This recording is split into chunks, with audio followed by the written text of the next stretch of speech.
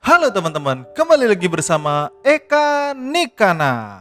Kali ini kita akan meringkas film yang berjudul The Hangovers 2. Film ini menceritakan tentang pesta bujang sebelum hari pernikahan Stu, di mana mereka berangkat menuju negara Thailand untuk menemui istri Stu sekaligus untuk melaksanakan acara pernikahannya. Sebelum itu mereka mengadakan pesta besar-besaran bersama kerabatnya dan Stu beserta kawan-kawannya duduk santai di pinggir pantai sekaligus meminum sebuah bir Amerika untuk menikmati malam harinya. Tiba-tiba hari pun menjadi pagi dan terjadilah kejadian yang sama seperti saat mereka berada di Las Vegas. Jadi tanpa perlu berlama-lama, langsung saja kita ringkas film ini. Semoga kalian menikmati alur ceritanya. Intro.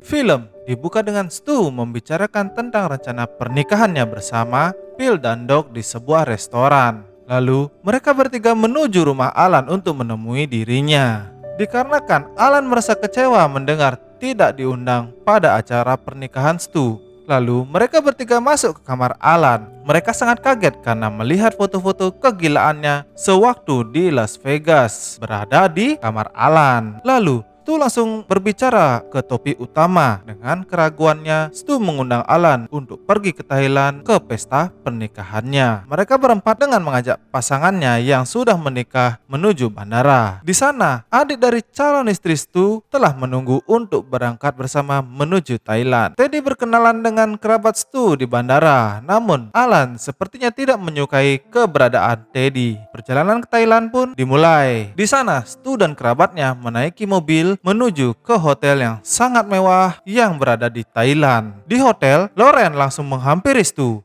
Pada sore hari, pesta pun dimulai dengan Stu yang berbincang-bincang kepada ayah Lauren. Nampaknya ayah Lauren tidak menyukai Stu. Lalu Alan pun menghampiri Stu untuk memberikan sebuah kejutan pada saat acara pernikahan Stu dan Lauren. Seusai makan malam, mereka semua mendengar Teddy memainkan sebuah alat musik. Lalu dilanjutkan dengan pembicaraan dari ayah Lauren. Di sana, ayah Lauren merendahkan Stu karena di Thailand dokter gigi tidak disebut dengan dokter pada umumnya. Mereka pun bersulang untuk minum. Lalu dilanjutkan dengan Alan memberi sebuah pidato yang menceritakan kejadian mereka saat di Las Vegas. Saat ke topik utama, Phil pun langsung memberhentikan pidato Alan karena sangat riskan untuk pernikahan Stu. Usai makan malam, Phil mencari Stu untuk mengajaknya menikmati api unggun di pinggir pantai. Seizin Lauren, Stu pun mengiyakan dan mengajak Teddy untuk menikmati api unggun itu. Setelah di pinggir pantai, Phil sudah mempersiapkan bir yang berasal dari Amerika dan membawa marshmallow untuk dipanggang di api unggun. Mereka pun berbincang-bincang tentang negara itu dan mereka sangat menyukai tempat itu. Setelah itu, mereka pun langsung bersulang merayakan pernikahan Lauren dan Stu. Tiba-tiba kejadian pun dimulai, memperlihatkan sebuah hotel yang amat kumuh. Phil di sana terbangun dan melihat kejadian sekitar. Di belakang Phil terdapat Alan yang terjatuh dari kasur sampai sempoyongan. Mereka berdua kebingungan apa yang terjadi karena Alan tidak mengaku tidak melakukan apa-apa pada minuman tersebut. Lalu mereka berdua menuju ke kamar mandi. Di sana, Stu sedang tertidur di bak mandi dengan wajah yang berisi tato mirip Mike Tyson. Stu pun terkejut melihat kepala botak Alan dan sangat kaget saat berkaca melihat wajahnya berisi tato. Lalu muncullah seekor monyet menggunakan jaket yang membuat mereka makin kaget. Telepon pun berdering yang ternyata Doc yang berada di tempat makan dengan kondisi aman. Mereka bertiga pun sedikit lega karena Doc tidak terpengaruh apa-apa. Di dalam selimut terdapat Chow yang berada di hotel tersebut. Chow memberitahu kepada Stu dan Phil bahwa Alan yang mengundang Chow untuk mengikuti pesta tersebut dengan menggunakan perahu yang ia punya. Lalu mereka duduk di pinggir sofa dan Chow menceritakan tentang kejadian semalam. Namun sebelum itu Chow sedang menghisap sesuatu lalu ia pun bergetar dan pingsan. Mereka keluar membawa Chow dengan selimut dan membawanya naik ke tempat mesin es. Mereka bertiga mempunyai misi untuk menemukan Teddy. Lalu mereka berlari ke atap gedung yang ternyata Teddy tidak berada di sana. Mereka kebingungan dan mengecek isi kantong masing-masing untuk mencari barang bukti apa saja yang mereka bawa. Namun mereka tidak menemukan barang bukti itu. Saat mereka jalan keluar, Doc menelpon Phil dan memberitahu bahwa Teddy berada di kantor polisi. Mereka pun langsung ke kantor polisi sambil menunggu proses pembebasan Teddy. Setelah polisi memberi orang yang bernama Teddy, ternyata polisi tersebut membawa seseorang biksu yang membawa identitas Teddy. Saat di luar, Stu berusaha untuk berbicara kepada biksu tersebut. Namun, Alan memberitahu bahwa biksu yang berada di Thailand memiliki sumpah untuk tidak berbicara seumur hidup. Stu saat mengecek dompet Teddy telah terdapat kartu yang bertuliskan Bar White Lion Bangkok. Mereka pun mencoba ke sana. Namun, di sana terlihat sangat berantakan seperti terjadi kerusuhan di kawasan itu. Orang-orang lokal tersebut mengusir mereka tanpa sengaja. Phil melihat wajah Stu terpampang di depan tempat tato. Mereka memasuki tempat itu lalu berbicara kepada pemilik tato untuk bertanya tentang kejadian yang mereka tidak ingat. Lalu orang tersebut menunjukkan sebuah rekaman bahwa kerusuhan yang berada di White Lion itu disebabkan oleh Stu dan kawan-kawannya. Lalu pemilik toko itu memberitahu mereka untuk mencoba menuju biara Chiang Mai, tempat para biksu itu tinggal. Sesampainya di tempat itu, mereka menghampiri para biksu yang sedang meditasi. Tiba-tiba, mereka langsung dipukul menggunakan bambu akibat keributan dari suara mereka bertiga. Biksu tersebut mempersilahkan mereka menuju tempat lain. Di sana, mereka diberi sebuah penjelasan tentang biksu yang mereka bawa. Lalu, biksu yang berada di kuil tersebut menyuruh mereka mencari tahu dengan cara meditasi di taman meditasi. Mereka bertiga pun mencoba meditasi. Phil dan Stu memanggil Alan yang telah berhasil menjalankan meditasi tersebut, memperlihatkan kejadian mereka saat mabuk berat. Di sana mereka sangat kacau sekali